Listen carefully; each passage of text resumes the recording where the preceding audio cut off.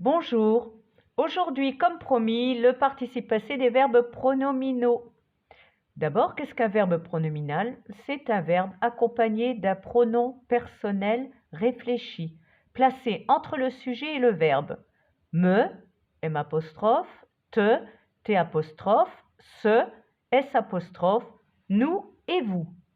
Dans les exemples suivants, je me lave, c'est le verbe se laver, me est le pronom réfléchi. Elle s'entraîne, S apostrophe est le pronom réfléchi. Nous nous regardons, nous est le pronom réfléchi. Tous les verbes pronominaux se conjuguent au temps composé avec l'auxiliaire être. Il existe deux sortes de verbes pronominaux qui impliquent des règles d'accord du participe passé différentes que nous allons voir tout de suite. Dans un premier temps, je vais vous expliquer ce que sont les verbes essentiellement pronominaux. Ils sont toujours accompagnés à l'infinitif du pronom se. Quelques verbes essentiellement pronominaux: se moquer, se soucier, s'évanouir, s'enfuir, s'abstenir, s'obstiner, s'extasier, se baigner, s'accroupir, se méfier, se démener, s'écrier. En effet, on ne peut jamais enlever le pronom se ou S apostrophe. Dans l'exemple suivant, les filles se sont réfugiées à la maison, c'est le verbe se réfugier. Les filles sont au féminin pluriel, donc j'accorde le participe passé au même féminin pluriel. Les filles se sont réfugiées et ES. Nous nous sommes enfuis, nous est au masculin pluriel, enfui S. Si ça avait été des filles, on aurait mis ES. Donc, la règle qui ici est appliquée est la suivante. Le participe passé d'un verbe essentiellement pronominal s'accorde en genre et en nombre avec le sujet. La deuxième sorte de verbes pronominaux sont les verbes occasionnellement ou accidentellement pronominaux, car ils peuvent se former avec un pronom réfléchi, me, te, ce, etc., mais ils existent également sans pronom. Quelques exemples de verbes occasionnellement pronominaux. Nous avons s'arrêter. Pourquoi mettre le S apostrophe entre parenthèses? Car le verbe arrêter existe également. Se parler, le verbe parler tout seul existe également. Se laver, le verbe laver existe tout seul, sans le pronom. Se voir également, ainsi que tous les autres. Se téléphoner, s'acheter, se préparer, se battre ou s'entraîner. La règle va être la suivante. Elle suit exactement la même règle que le participe passé des verbes avec l'auxiliaire avoir. C'est-à-dire que le participe passé d'un verbe occasionnellement pronominal s'accorde avec le COD s'il est placé avant le verbe. Nous allons appliquer cette règle dans les exemples suivants. Elle s'est lavée. On se demande d'abord, est-ce que le verbe est occasionnellement pronominal? Ensuite, on se pose la question qui? Elle s'est lavée, elle a lavé qui? S apostrophe, c'est-à-dire elle-même, placée avant le verbe. Donc, on accorde le participe passé avec le sujet. Deuxième exemple, les filles se sont vues. Se poser la question, est-ce un verbe occasionnellement pronominal? Oui, puisqu'on dit se voir, mais on dit aussi voir, tout seul, sans être pronominal. Les filles ont vu qui, se, représente elle-même, placée avant le verbe.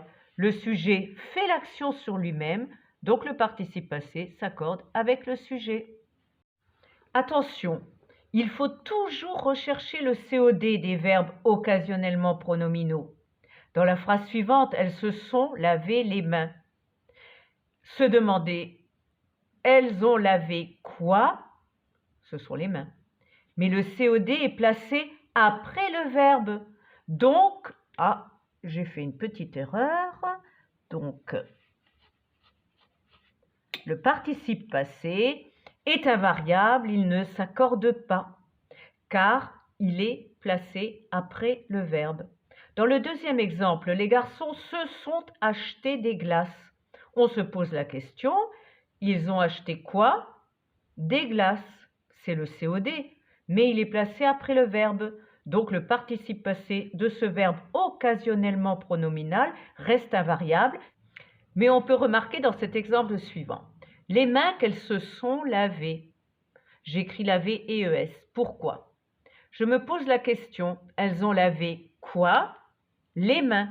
Le COD est placé avant le verbe. Donc le participe passé s'accorde avec le COD main qui est féminin pluriel. L'exemple qui suit nous le prouve à nouveau. Les glaces que les garçons se sont achetées sont bonnes. On se repose la question du COD.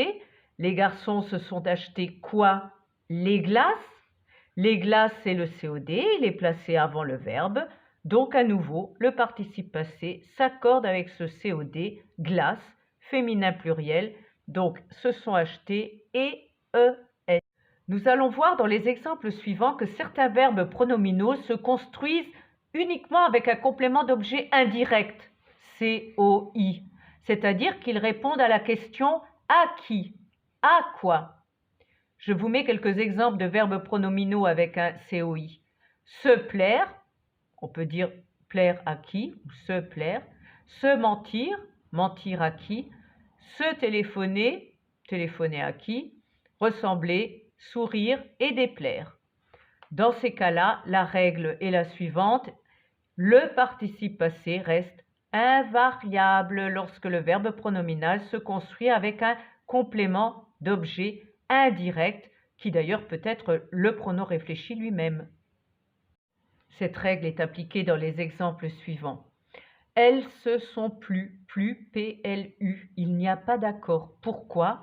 Je pose la question. Elles ont plu à qui et non pas qui. Elles ont plu à qui? C'est le COI, donc le participe passé reste invariable. Ils se sont menti. Se poser la question, ils ont menti à qui? À nouveau, ce est le complément d'objet indirect, donc le participe passé reste invariable. Troisième exemple, nous nous sommes parlé. Nous avons parlé à qui? Donc à nouveau, nous est le complément d'objet indirect, donc le participe passé reste invariable. Voilà pour résumer un tableau fort simple. L'accord du participe passé des verbes pronominaux. S'il s'agit des verbes essentiellement pronominaux, le participe passé s'accorde avec le sujet, tout simplement. Et lorsqu'il s'agit de verbes occasionnellement pronominaux, le participe passé s'accorde avec le COD s'il est placé avant le verbe. C'est ce qu'on appelle un COD antéposé. Voilà, un résumé fort simple. La prochaine fois, je vous préparerai une leçon de mathématiques pour changer. À bientôt! Évidemment, un bêtisier. La première sorte de verbes essentiellement pronominaux, non, faux.